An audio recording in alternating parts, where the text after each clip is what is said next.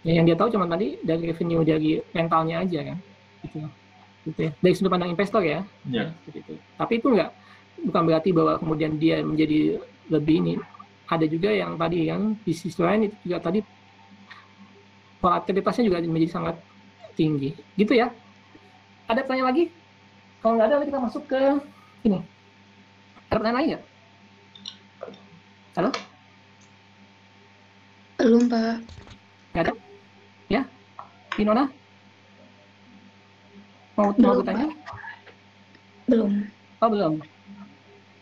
Oke, kalau gitu uh, bisa ini berarti ya, teman-teman bisa apa namanya? Bisa Presentasi. presentasi, kan?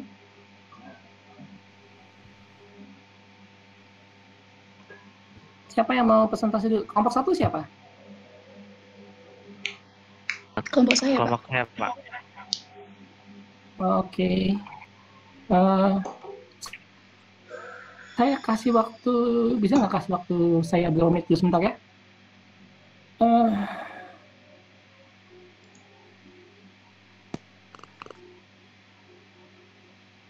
Bentar ya.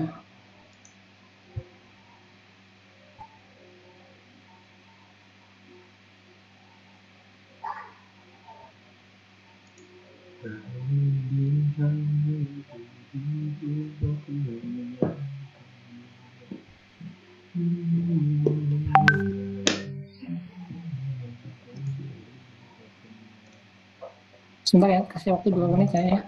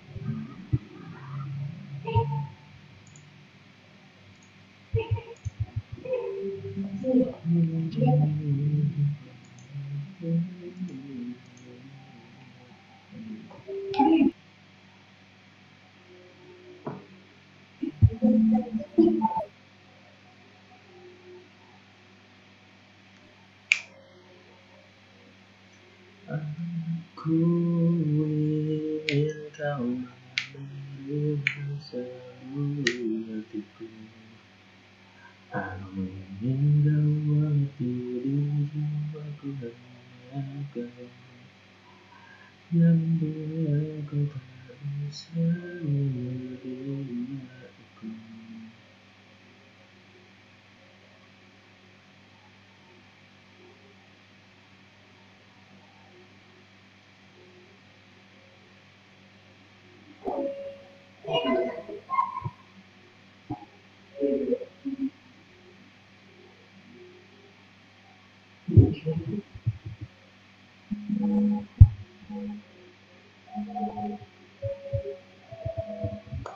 Dulu ya.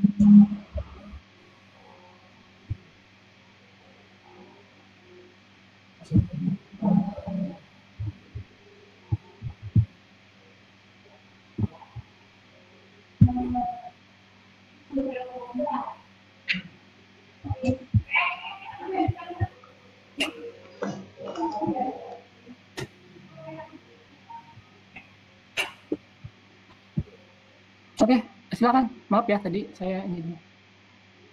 Silakan siapa yang mau ini? Baik Pak. Ya. Oke. Winona mungkin bisa minta tolong ditampilin slide-nya.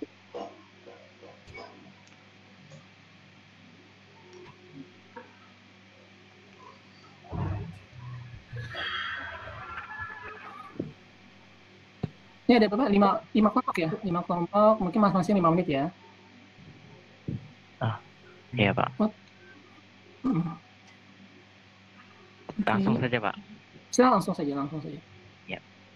Selamat pagi Bapak dan teman-teman semuanya. Di sini kami kelompok 1 akan menjelaskan sedikit mengenai perusahaan Indofarma atau yang biasa disingkat dengan INAF. Next.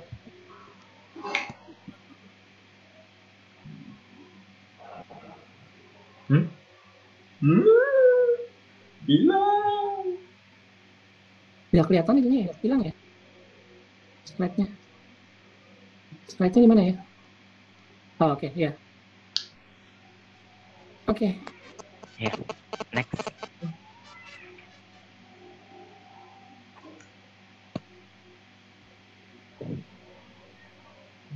Oke, lanjut.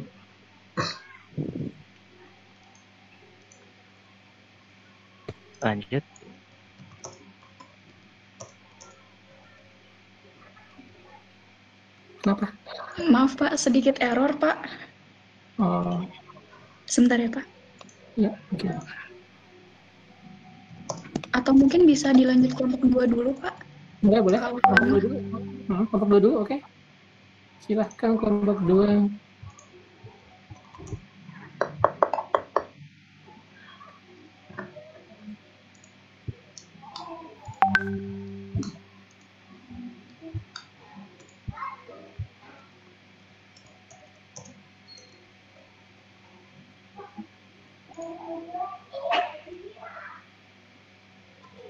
Kelompok 2.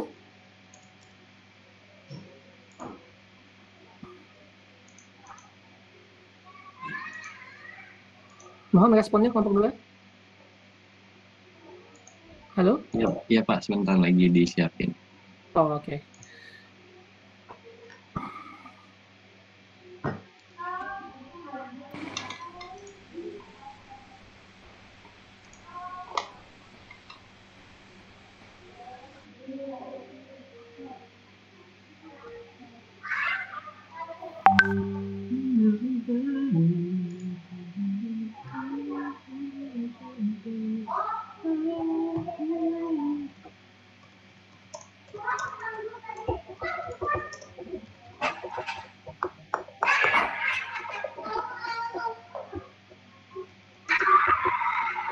Gimana progresnya? Atau kelompok yang udah siap dulu, nanti yang berikutnya bisa ini. Ada nggak kelompok yang sudah ready? Kelompok 6 Pak. Oke, kelompok 6, silakan.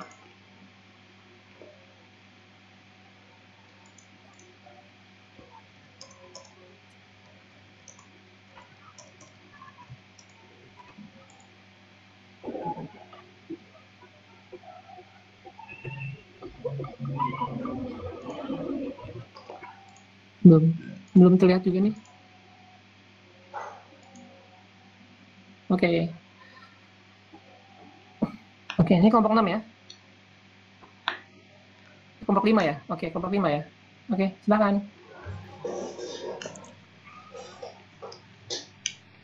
Assalamualaikum warahmatullahi wabarakatuh. Waalaikumsalam warahmatullahi wabarakatuh. Selamat siang semuanya. Kami dari kelompok 5 akan mempresentasikan sebuah perusahaan farmasi yaitu PT Kalbe Farma Terbuka. Sebelumnya nama saya Dimas Jamardani, absen 4. Selanjutnya ada Ivan Fahri, absen 8. Lalu Kartika, absen 10. Nabila Bilkis absen 15, Zaki absen 20, dan Widat absen 27. Next.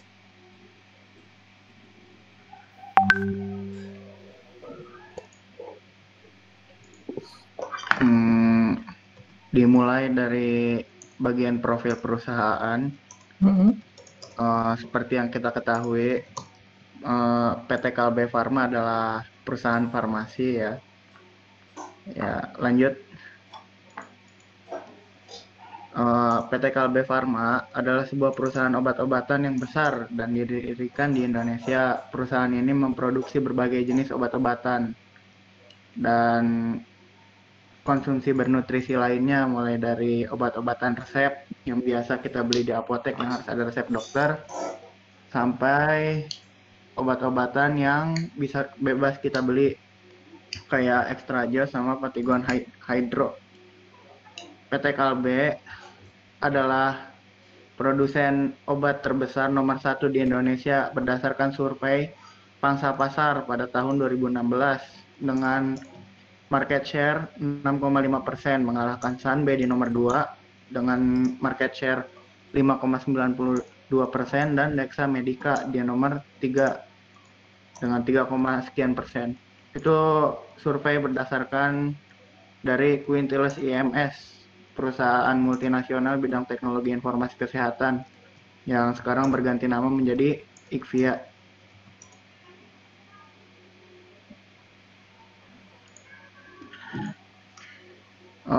Perusahaan Kalbe pertama kali didirikan pada tanggal 10 September 1966 oleh 6 bersaudara dari sebuah garasi di daerah Jakarta Utara. PT Kalbe saat itu dipimpin oleh Dr. Bunyamin Setiawan dan didukung oleh 5 saudara lainnya. Awalnya pada saat pendiriannya, Kalbe hanya beroperasi di daerah Jakarta saja. Nah, lalu dalam 5 tahun kemudian, PT Kalbe Farma mulai membangun pabrik di daerah Jakarta Timur dan terus berkembang semenjak saat itu, sehingga pada tahun 1971 hanya dalam jangka waktu 10 tahun saja, mulai dari tahun 1971 dalam jangka waktu 10 tahun ke depannya, Kalbe sudah dapat menjangkau seluruh Indonesia. Bahkan sekarang Kalbe sudah memiliki perwakilan di negara asing seperti di negara Filipina, Singapura, dan Nigeria.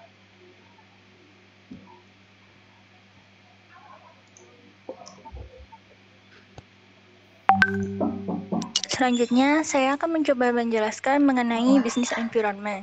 Jadi, apa sih sebenarnya business environment?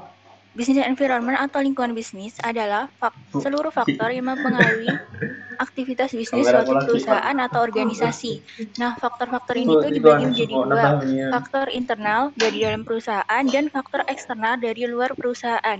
Faktor internal sendiri ada 3, resource, yaitu sumber daya, baik bahan baku maupun sumber daya manusia berupa karyawan dan manajemen.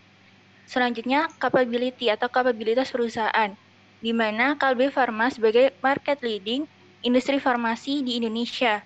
Kemudian core competence, yaitu keahlian utama dari perusahaan. Kalbe Farma sendiri memiliki keahlian untuk melakukan inovasi di bidang farmasi dan mengembangkan produk-produk farmasi. Selanjutnya adalah faktor eksternal atau dari luar perusahaan. Nah, faktor eksternal ini dijelaskan dengan adanya analisis lingkungan bisnis dan strategi. Analisis lingkungan bisnis dan strategi dibagi menjadi 2, yaitu analisis industri, di mana analisis ini dilakukan pada lingkungan industri yang dapat mempengaruhi bisnis perusahaan, dan analisis strategi. Analisis strategi merupakan evaluasi atas keputusan bisnis perusahaan dan keberhasilan perusahaan membangun keunggulan kompetitifnya. Slide sebelumnya.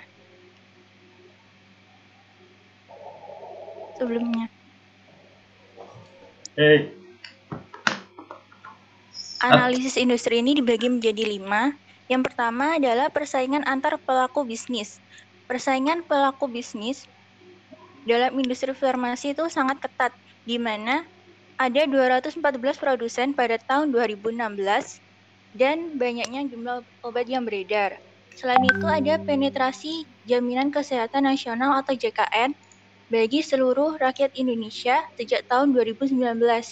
Nah, kebijakan itu dinilai kurang mendukung pertumbuhan dari Kalbe Farma, sehingga margin obat Kalbe Farma itu menurun. Selanjutnya,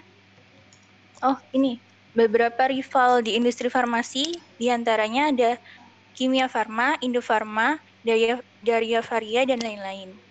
Kemudian ada analisis ancaman munculnya kompetitor baru. Ini merupakan tingkat kesulitan bagi kompetitor baru untuk masuk ke dalam bisnis. Dalam industri farmasi, ancaman masuknya kompetitor baru tergolong rendah karena skala ekonomi pada industri yang tinggi, diferensiasi produk tinggi, dan kebijakan pemerintah yang sulit. Namun sejak adanya wabah COVID 2019, masyarakat mulai concern pada kesehatan, sehingga menyebabkan kompetitor di bidang farmasi semakin meningkat, dan startup dinilai dapat memasuki industri farmasi. Ada juga beberapa startup farmasi yang mulai berkembang dan menjadi rival dari Kalbe Farma, diantaranya Kapsul, Trupil, Alto Farmasi, dan lain-lain. Kemudian, daya tawar pelanggan. Jika daya tawar pelanggan tinggi, berarti pelanggan memiliki kekuatan, dan hal ini tuh kurang baik karena perusahaan harus mengikuti pelanggan. Sedangkan, jika daya tawar pelanggan rendah, itu berarti pelanggan tidak punya banyak pilihan selain mengambil barang dari perusahaan. Nah, di sini tuh pelanggan yang dimaksud adalah rumah sakit, klinik, dokter, masyarakat biasa, dan apotek. Dalam industri farmasi, daya tawar pelanggan terbilang tinggi. Ini mengharuskan perusahaan untuk mengikuti harga di pasar. Konsumen cenderung akan membeli obat dengan harga yang murah. Terjadi karena volume pembelian konsumen yang tinggi, biaya perpindahan produk rendah, dan negosiasi harga antara pembeli penjual cukup tinggi. Next. Selanjutnya ada analisis industri di dalam daya tawar pemasok. Jika daya tawar pemasok tinggi, maka perusahaan tidak punya pilihan selain mengambil barang dari pemasok. Banyaknya pemasok membuat daya tawar pemasok sedang. Karena jumlah pemasok dalam industri yang besar dan volume pembelian Kalbe Farma yang tinggi dibanding dengan perusahaan lain. Tetapi masalahnya adalah pemasok dalam industri farmasi rata-rata dari luar negeri atau impor. Kemudian yang terakhir adalah ancaman produk substitusi. Adanya produk substitusi dapat mengancam kelangsungan bisnis perusahaan karena perusahaan kehilangan kekuatan di pasar. Ini disebabkan adanya pengganti barang yang dijual perusahaan yang lebih murah. Dalam hal ini, ancaman produk substitusi tergolong sedang karena ketersediaan produk substitusi obat tinggi dan karakteristik harga produk pengganti lebih murah. Produk substitusi ini berupa obat dari perusahaan lain dan obat tradisional. Selanjutnya, analisis strategi kompetitif yang akan dijelaskan oleh rekan saya. Oke, untuk sekarang saya akan menjelaskan tentang analisis strategi kompetitif. Yang pertama itu daya saing biaya. Untuk PT Kalbe Farma sendiri, dia upaya menekan biayanya sudah bagus. Jadi daya saing sudah baik, cukup baik.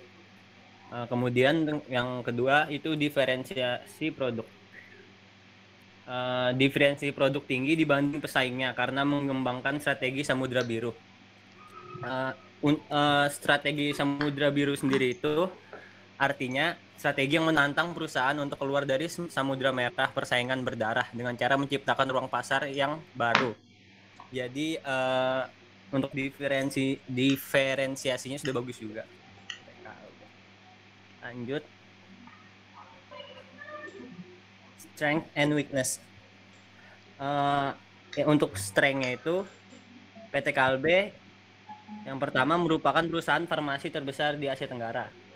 Terus ada lagi nomor 2 peluang pasar yang substansial. Terus sebagai market leading industri farmasi Indonesia. Yang 4 portofolio produk yang kuat. terdiversifikasi dan tumbuh tinggi. Yang kelima, tim manajemen yang sangat berpengalaman. Yang keenam, track record keuangan yang kuat. Terus yang ketujuh, peluang pertumbuhan yang substansial. Terus ada weakness. Untuk weaknessnya sendiri, yang pertama itu ekspansi ke non-core business. Kalau kalian tahu, PT KLB itu dia juga ada ekspansi lain ke non-core business. Maksudnya itu ke yang lain farmasi. Kayak ke bisnis properti, PT KLB punya PT KLB Land, dan ke pendidikan. Ada STIE KLB. Terus weakness yang kedua itu masih mengandalkan bahan baku impor. Terus lanjut. Opportunities and threat. Opportunities yang pertama itu perkembangan produk kesehatan itu masih bisa dikembangkan lebih lanjut gitu. Terus yang kedua perkembangan portofolio farmasi. Terus yang ketiga ekspansi di Asia Tenggara. Lanjut ya. Langsung trade-nya. Trade yang pertama itu kompetisi industri farmasi yang sangat ketat, apalagi yang sudah dijelaskan sama Bill Gates tadi. Gara-gara corona ini jadi makin ketat lagi gitu. Terus yang kedua adanya krisis ekonomi di Indonesia. Terus yang ketiga itu diberlakukannya Undang-Undang Paten 1997 revisi 2001. Yang keempat legal system belum bisa menanggulangi obat palsu. Terus yang terakhir pesaing di pasar internasional. Oke.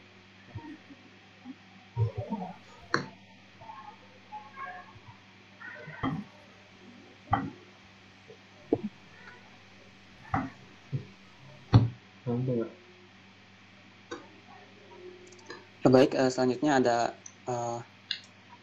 produk dan sasaran produk dari PT KLB. Yang kita ketahui PT KLB merupakan perusahaan farmasi. Lalu di situ ada beberapa portofolio produk. Yang pertama di obat resep, yang kedua produk kesehatan, yang ketiga nutrisi, yang keempat perawatan mata, yang kelima obat hewan. Nah, yang pertama itu produk-produk dan sasaran produk obat resep. Nah, jadi KLB ini menawarkan rangkaian obat resep yang lengkap untuk seluruh segmen ekonomi masyarakat, dari obat generik tidak bermerek, obat generik bermerek, hingga obat paten.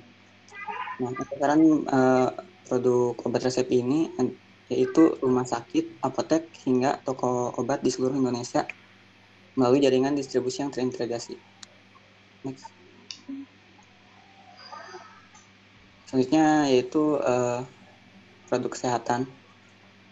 Jadi produk ini meliputi kategori produk obat bebas bersifat kuratif, serta produk-produk konsumsi yang memiliki manfaat kesehatan seperti suplemen dan produk bersifat preventif lainnya, minuman energi, serta produk minuman kesehatan. Beberapa contoh produk yang kita ketahui, contohnya Comix, Extra Joss, Proma, Fatigon, dan lain-lain.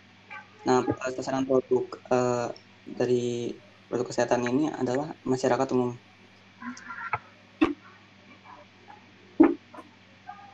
Next. Kemudian produk-produk dan sasaran produk yang selanjutnya adalah nutrisi. Divisi Nutrisi KLB menawarkan ragam produk-produk nutrisi yang lengkap untuk seluruh lapisan usia konsumen, mulai dari bayi, balita, anak-anak, pra-remaja, dewasa, ibu hamil, dan menyusui, hingga usia senja, serta produk-produk nutrisi untuk konsumen dengan kebutuhan khusus. Contohnya seperti diabetasol, entrasol, sususi, penagen, fitbar, dan lain-lain. Kemudian perawatan mata. Divisi Eye Care memasarkan beberapa produk mata yang tergolong dalam pharmaceutical maupun medical device. Produk-produk pharmaceutical terdiri dari mata fresh bagi perawatan untuk mata kering, Argicoline tablet, dan Argicoline sirup sebagai suplemen mata untuk melatih pendukung glaukoma, amblyopia, dan ischemic optic neuropathy, dan lain-lain. Divisi Eye Care berhasil meraih kinerja positif dengan penjualan neto meningkat sebesar 22,91% dengan nilai 27,4 miliar rupiah. Produk-produk yang berkontribusi signifikan terhadap total penjualan yaitu Argicoline, lensa intraocular, Raynar, dan Nutrivision. Kemudian, produk selanjutnya adalah veteriner. Kalbe Animal Health Division merupakan SPU di bawah PT Kalbe Farma dengan bisnis obat hewan atau farmasi veteriner.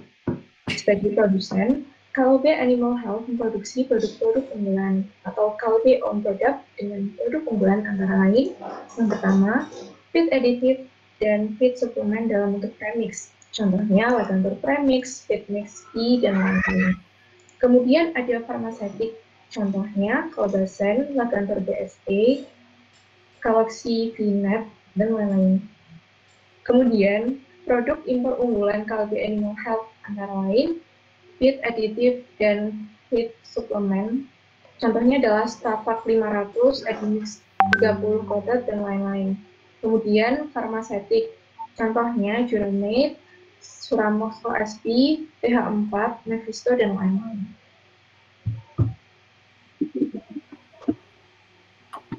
Oke, selanjutnya ngapain sih PT Kalbe Farma di 2020 ini? Jadi setelah mendapat masukan dari pemerintah, PT Kalbe Farma ini merevisi target pertumbuhan kinerja keuangannya pada tahun 2020 ini. Jadi karena revisi target itu seiring dengan kondisi pandemi COVID-19 yang mungkin berkepanjangan, jadi PT Kalbe Farma tetap mempertahankan anggaran belanja atau capital expenditure sebesar 1 triliun pada tahun ini yang akan digunakan untuk perluasan kapasitas produksi dan distribusi. Lanjut. Nah, jadi dalam mendukung pemerintah dan masyarakat untuk dapat melawan dan melewati pandemi ini, jadi PT Kalbe Farma ini berkontribusi ada beberapa. Yang pertama, PT Kalbe Farma mulai memasarkan obat terapi pasien COVID-19.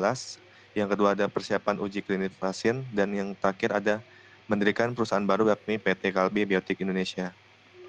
Lanjut. Nah, yang pertama, jadi PT Kalbe mulai memasarkan obat terapi pasien COVID-19. Jadi di sini PT Kalbe Farma akan mulai memasarkan obat terapi pasien COVID-19 jenis Remdesivir. Jadi Remdesivir adalah merupakan obat virus corona asal India yang sudah melalui uji klinis guna penanganan kondisi darurat yang sudah teruji di India. Jadi pengusahaan harga ini sejalan dengan Komitmen Kalbe bersama Amarox untuk mendukung pemerintah mengatasi pandemi COVID-19 dan mempertimbangkan semakin banyak pasien yang mendapat manfaat obat Covifor untuk penyembuhan penyakit COVID-19. Lanjut. Nah, selain itu, PT Kalbe Farma juga mempersiapkan uji klinis vaksin. Jadi saat ini perusahaan juga terus memperhatikan kesiapan untuk melakukan uji klinis kedua untuk vaksin COVID ini, yang merupakan kerjasama sama dengan perusahaan asal Korea Selatan yaitu Janssen. Jadi mulai Oktober ini perusahaan Kalbe Farma telah memulai untuk mempersiapkan uji klinis vaksin, dan perusahaan telah menyampaikan untuk vaksinnya untuk siap distribusi pada pertengahan 2021 nanti. Lanjut. Nah, yang terakhir, PT Kalbe Farma ini juga mendirikan perusahaan baru yakni PT Kalbe Biotik Indonesia. Jadi ini merupakan anak perusahaan yang untuk tujuan didirikannya untuk memperkuat kategori produk bioteknologi. Jadi pendirian perusahaan ini berkaitan erat dengan kerjasama perseroan dengan perusahaan asal Korea Selatan tadi yang Janssen dalam hal pengembangan vaksin tadi. Jadi perusahaan tersebut didirikan dari hasil patungan bersama dengan PT Bi Farma di Luhung. Jadi kerjasama dengan perusahaan asal Korea tadi untuk mengembangkan produk biologi ke depannya dalam cakupan yang lebih luas lagi. Jadi Kalbe Farma juga menguasai mayoritas saham Kalbe Biotik Indonesia secara persentase. Kalbe Farma menguasai 99,23% dan PT Bi Farma di Luhung menguasai sebesar 0,77%. Oke, sekian sudah. Oke, baik.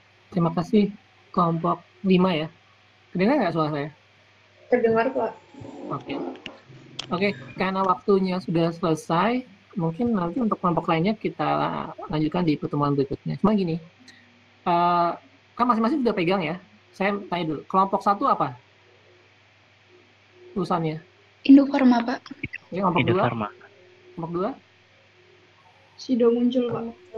Oke, kelompok 3? PT Merck Indonesia. Apa? PT apa? Merck Indonesia. Oke, Merck. Oke. Kelompok 4? Kimia Farma, Pak. Kimia Farma. Cuma 5 ya, kelompoknya 5 aja kan ya? Betul ya? 5 ya? Oke. Nah, masing-masing kelompok, kemudian untuk yang minggu depan, tolong tambahkan ya, cari income statement-nya masing-masing tadi. Ini kan TBK semua nih. Income statement masing-masing tadi, cuman ambil aja sales-nya, ya, kemudian operating cost-nya, sama net income-nya, ya kan?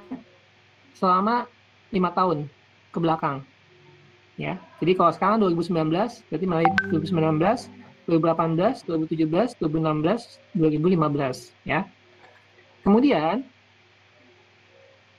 lihat juga harga sahamnya selama 5 tahun ke belakang juga. Harga saham pada saat dia di periode 31, pokoknya di akhir tahun deh, di akhir tahun seperti apa harga sahamnya, ya. Harga saham dari perusahaan tersebut yang 5 tahun belakang. Kemudian coba dibuat analisis, ini ada nggak kayak relasinya, hubungannya antara tadi, yang 3 tadi, ya.